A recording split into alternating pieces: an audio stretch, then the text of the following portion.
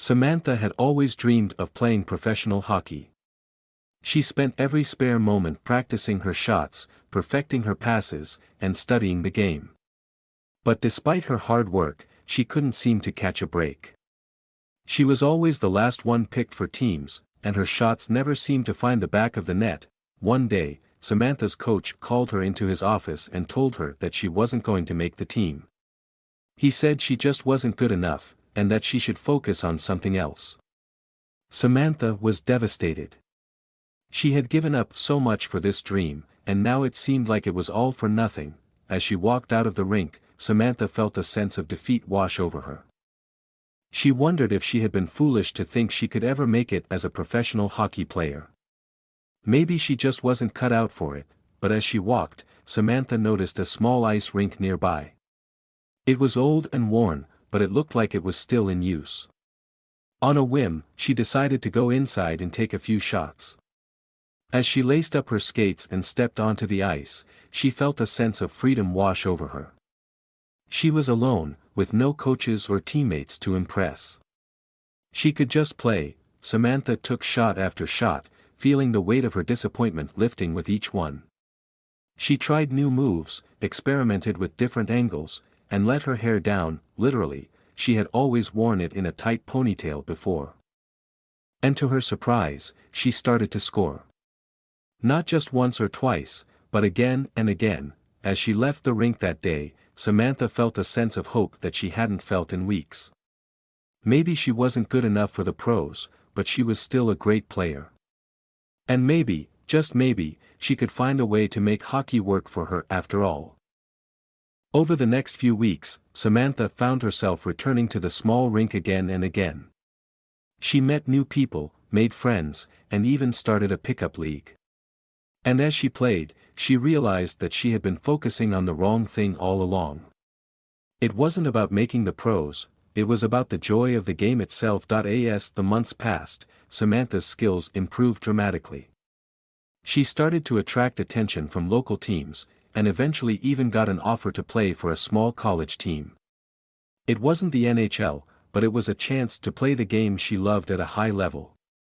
And as she took the ice for her first college game, Samantha knew that she had finally found her place in the hockey world. Samantha's story spread like wildfire through the hockey community.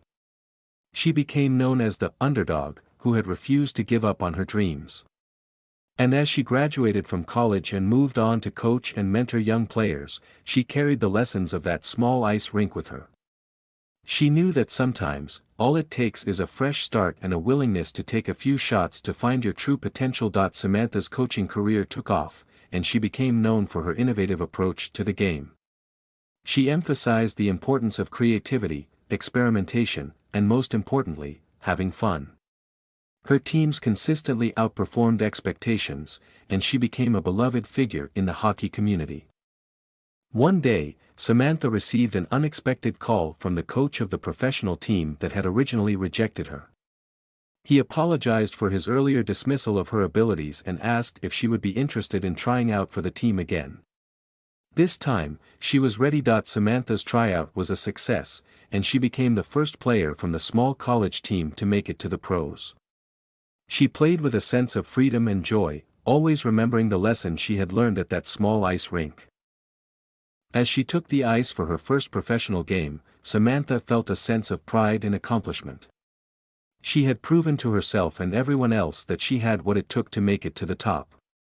And as she scored her first professional goal, the crowd erupted in cheers, and she knew that she had finally found her place in the hockey world. Samantha's story inspired countless young players to pursue their dreams, even in the face of adversity.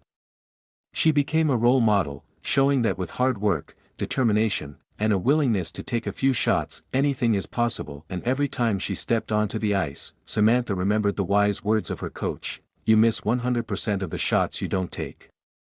She knew that she had taken a chance on herself, and it had paid off in the most incredible way. Years later, Samantha's story inspired a new generation of hockey players, including her own daughter, Emma. Emma had grown up watching her mother's games and had developed a passion for the sport herself. As she laced up her skates and stepped onto the ice, she felt the weight of her mother's legacy. but also the encouragement and support that came with it. Samantha watched from the stands as Emma took her first shots, remembering the countless hours she had spent on the ice, the setbacks and the triumphs. She knew that Emma had her own path to follow, her own shots to take. As Emma scored her first goal, the crowd erupted in cheers, and Samantha felt a sense of pride and joy that she had never felt before. She knew that her story, her legacy, would live on through Emma and the countless other players she had inspired. And as they hugged each other, tears of happiness streaming down their faces, Samantha whispered to Emma, "Remember, kiddo, you miss 100% of the shots you don't take. Always believe in yourself, and never give up on your dreams." Emma smiled, knowing that she had a whole lifetime of shots to take, and a whole lifetime of memories to make.